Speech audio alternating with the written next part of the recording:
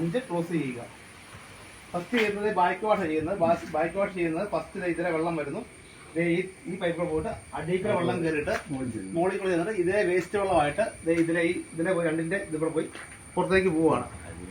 അത് വെള്ളം തെളിഞ്ഞെന്ന് മനസ്സിലായി കഴിയുമ്പോഴേ അടുത്ത റിൻസ് ചെയ്യേണ്ട വെച്ചാൽ 3, 4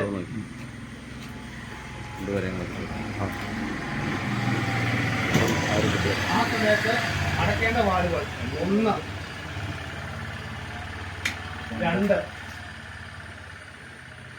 5 ക്ലോസ് ആണ്.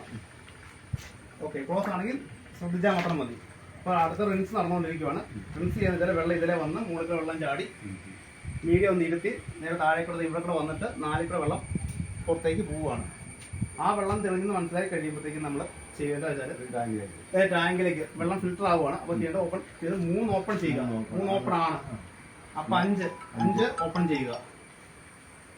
ഓക്കെ, ആ സമയത്ത് നമ്മൾ 4 ആദ്യം ക്ലോസ് ചെയ്യുക.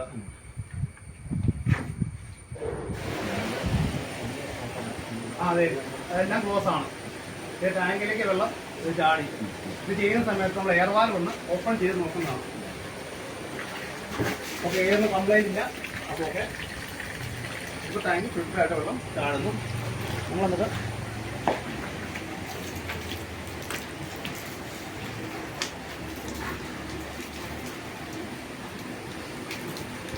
ഫിൽറ്റർ ചെയ്യുന്ന വെള്ളം ഒന്ന് പിടിച്ചു നോക്കുക.